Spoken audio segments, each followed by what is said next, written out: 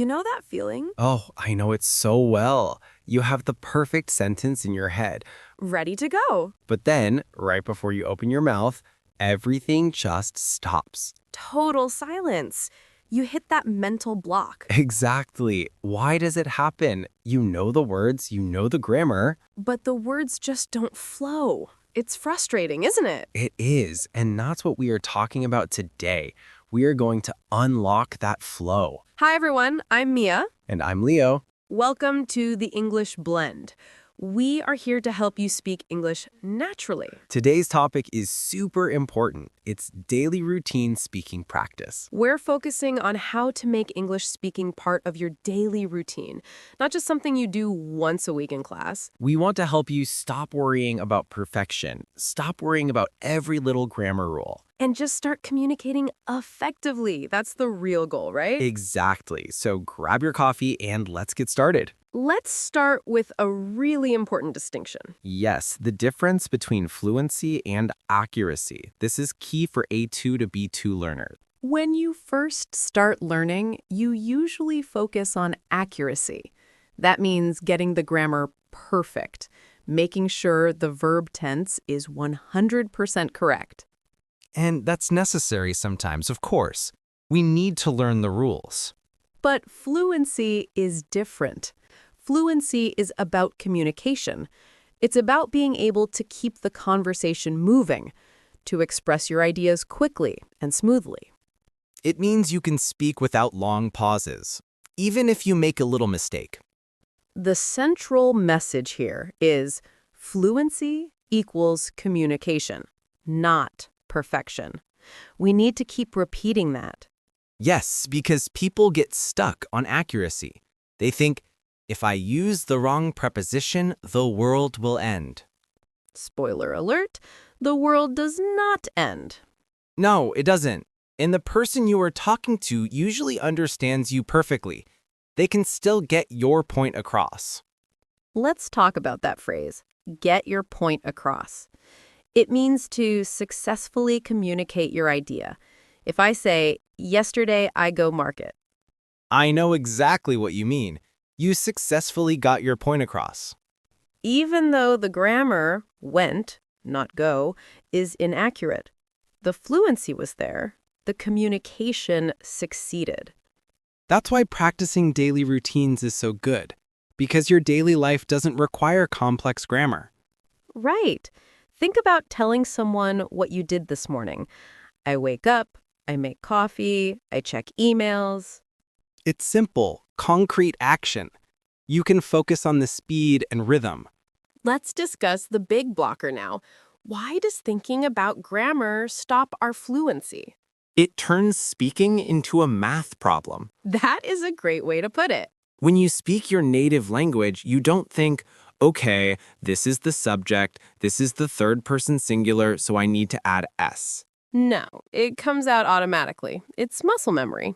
But when we learn English, especially in a traditional classroom setting, we learn grammar rules first. So when we open our mouths to speak, our brain tries to do two things at once. Task 1, find the meaning we want to convey. Task 2, run that meaning through the grammar checklist. Checklist mode activated. Is this present simple? Wait, should I use present continuous because it's happening right now? And while your brain is checking the checklist, the conversation has moved on. You missed your chance. You hit a wall. That's another great phrase. Yes, to hit a wall means you suddenly stop progressing. You can't go forward anymore. It happens often when you try to translate word for word from your native language, too. Exactly. Your brain tries to manage too much data in real time. That causes the pause, the frustration, the silence. We need to bypass that grammar checking step in the moment of speaking. We need to rely on instinct, not rules. But how do we build that instinct? We build it through massive input and repetition. Let's look at a short story to illustrate this. Perfect. A little cultural note, maybe? Yes. Think about tourists in a new country. Maybe they only know 5 phrases. Like, hello, thank you, how much, and coffee, please. Right. They probably don't know the proper conjugation for to buy. They might just point and say, this money. And locals understand 100% of the time. Communication is successful. I remember once when I was traveling in Italy, I was trying to order a specific pastry. Pastries are important. They are vital. I knew the name, but I completely forgot the Italian verb for to want. I froze. What did you do? Did you hit a wall? I did. I was silent for maybe 5 seconds. Then I just pointed and said, this, to, please, very clearly. And? The server smiled and gave me 2 pastries. I got my point across. My fluency, even though it was single word, was effective. My accuracy was 0, but communication was 100%. That little story shows us something critical. People want to help you. They are not grading your grammar. They are participating in a human exchange. They just want to know what you need. So the first step to daily routine practice is accepting that making mistakes is not the end of the world. Oh, that's our third useful phrase. When we say something is not the end of the world, we mean it's not a serious problem. It's manageable. If you say, I eated breakfast instead of I ate breakfast, it's not the end of the world. It's just a little mistake. Keep talking. Great. Now let's move into the practical steps. How do we train ourselves to prioritize flow over rules? We have 4 fantastic tips here. These are things you can start doing today. Tip number 1, massive listening and shadowing. This sounds like a huge job, but it's actually very simple. Massive listening means exposing yourself to English constantly while you make coffee, while you walk, while you clean, podcasts, YouTube, music. But the shadowing part is the secret ingredient. Shadowing is when you listen to someone speaking and you try to repeat what they are saying immediately, almost at the exact same time.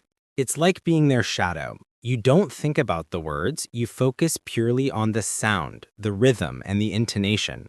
This is powerful because it trains your mouth muscles and your brain to handle the speed of English.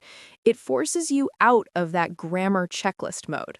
You can do this while you are completing your daily routine. For example, if you are making breakfast, put on a short podcast clip, maybe just 1 minute long. As the host speaks, you repeat it under your breath. You are practicing the pronunciation and the rhythm of common phrases related to food or morning life. This builds fluency because it creates those automatic pathways. It helps you to get your point across faster later. Absolutely. Try to shadow for 5 minutes every morning. Just 5 minutes. Okay, tip number 2. Learn and use chunks, not single words. This is a game changer. Many learners focus on vocabulary lists, word, definition, word, definition. But real communication doesn't happen word by word. It happens in chunks. A chunk is a group of words that naturally go together.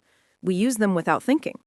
Instead of learning this single word rain, learn chunks like it's pouring outside, or a sudden downpour, or catching a cold. Think about your daily routine again. What phrases do you repeat every day? For example, getting ready for work. The chunk might be, I need to grab my keys. Or, I'm running late. When you learn, I'm running late as one unit, you don't have to construct it every time. You just pull out the chunk. It saves mental energy. It prevents you from hitting a wall trying to put I am running late together. The speed of retrieval is essential for fluency. Chunks give you that speed. So when you are studying your daily routine vocabulary, write down 10 chunks instead of 10 single words. For example, instead of toothbrush, learn the chunk brush my teeth. Instead of dog, learn take the dog out. See the difference? These are ready-made phrases for quick use. Tip number 3, the 3 seconds rule. This is for when you are actually speaking. This is a tough love tip.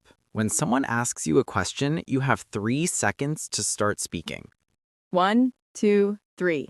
Start talking. It doesn't matter if it's messy. The goal is to force output. to prioritize flow over the grammar checklist. If you wait longer than 3 seconds, your brain will switch from automatic speaking mode to translation/grammar analysis mode. And once you are in analysis mode, you hit a wall. The silence gets louder. Let's practice a bit. If I ask you, what is the first thing you do when you wake up? I check my phone. That was fast. Now, if you had paused for 10 seconds trying to decide between I check or I am checking, The conversation would have died. Even if I just said phone check, that's still better than silence. that still gets your point across. And remember, if you make a mistake, it's not the end of the world. The 3-second rule trains resilience. It teaches you to recover quickly. So next time you are speaking in English, if you feel that pause coming, just force out the first 3 words that come to mind. It's okay if they are wrong. It's better to be wrong and fast than right and silent. Tip number 4, daily output practice, self-narration. This is directly related to your daily routine. It's your homework for this week. As you go through your day, narrate what you are doing in English. You don't need a partner. You can talk to yourself. People might think you're crazy, but who cares? When you are brushing your teeth, say, I am brushing my teeth now. I need more toothpaste. It tastes minty. When you are putting on your shoes, say, these shoes are brown. I tied my shoelaces. I am ready to go out. It's simple, repetitive language. It's exactly the language you use every day. This is fantastic practice for building those chunks and maintaining fluency. You are practicing describing your routine. This focuses on the present continuous and present simple tenses, the most common tenses for daily life. If you do this for just 5 minutes while preparing in the morning, you have already completed a major speaking exercise without pressure. You are constantly forcing output related to real life. That is the bridge between the classroom and the street. Let's review those amazing phrases we covered. We had 3 really useful ones for managing speaking anxiety. First, get your point across. Meaning, to successfully communicate your idea, even imperfectly, the main goal of language. Second, hit a wall. Meaning, to stop progressing or fail to continue a task, often due to mental block or confusion. And third, not the end of the world. Meaning, it is not a catastrophic or terrible problem. It is okay to make a mistake. These are great chunks to use in other contexts too. Like, I failed the test, but hey, it's not the end of the world. I'll try again. Or, I couldn't explain the whole concept, but I think I got my point across in the summary.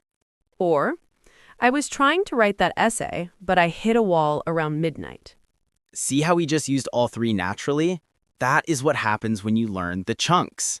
Okay, let's dive back into the daily routine self-narration for a deeper look, because this is the core of our episode. We really need to emphasize the simplicity of this narration. Don't try to use advanced vocabulary. That's right. The goal is speed and continuity, not complexity. Let's take the simple action of walking to the train station. You could narrate, I am walking quickly now. The weather is cold. I see a blue car. I hope the train is on time. Those are 4 very short sentences, but they maintain fluency. They keep the engine running. Now imagine if you stopped after, I am walking quickly now, and you thought, is quickly the right adverb? Should I use fast? That thought process breaks the 3-second rule. It makes you hit a wall. If you just kept going, even if you said, I am walking quick, that's enough. You got your point across to yourself. And self-correction comes later. The key is the practice of speaking itself. We also need to talk about how this applies to work routines. Not everyone is just making toast. True. If your daily routine involves work, find the simple, repeated tasks. Maybe you are answering emails. You could narrate, I am opening my email program. I see an email from the boss. I need to reply to this request. If you are a student, maybe you are narrating your study session. I need to review Chapter 3. This grammar point is difficult. I will spend 30 minutes on this exercise.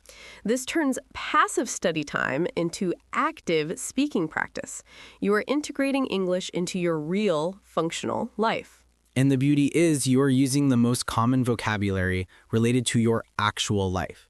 This is vocabulary you actually need to get your point across to colleagues or teachers. If you feel silly talking to yourself, you can use an audio recorder on your phone.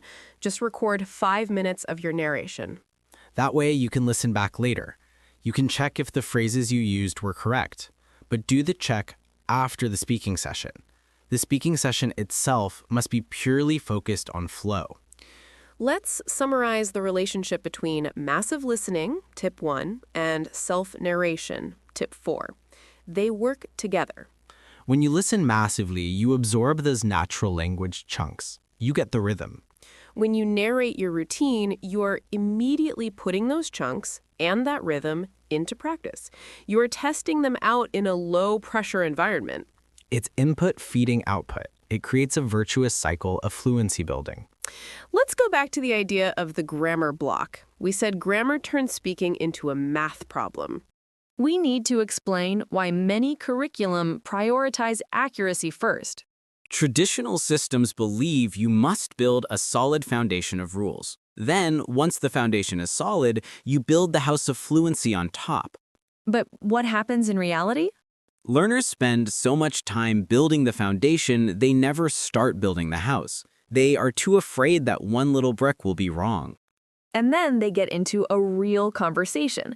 They open their toolbox. But the only tool they have is the rulebook, not the automatic speech generator. If you focus solely on grammar correction when you speak, you reinforce the habit of stopping. You train yourself to hit a wall. We need to train the opposite. We need to train the reflex of continuing, the reflex of recovery. That's where the 3-second rule and shadowing come in. They are fluency trainers. Imagine you are running a race. Fluency is running smoothly. Accuracy is making sure every step is perfectly placed. If you stop running every few steps to check your foot placement, you are not going to win the race. You are going to stop. You just need to keep running, even if you stumble a little. Because stumbling a little is not the end of the world. Your speaking partner is waiting for you at the finish line. They are focused on the finish line, the meaning, not your footwork. Let's consider a common misunderstanding related to daily routines and grammar. Go on. Often, learners confuse simple past and present perfect when talking about the day.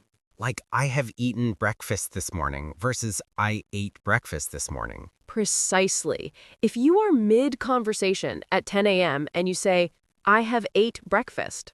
Grammatically, have ate is wrong, and maybe present perfect isn't the best tense depending on the context. But does the listener understand? Yes, they know you consumed food recently. You successfully got your point across. The conversation continues. If you stop to consult your grammar book on the nuances of this morning versus today, you lose the flow. So the lesson is, trust your basic structure and move forward. Let the listener fill in the minor gaps. Let's loop back to the idea of learning chunks.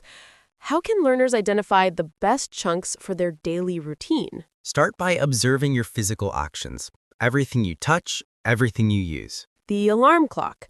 Learn turn off the alarm, not just alarm. The closet.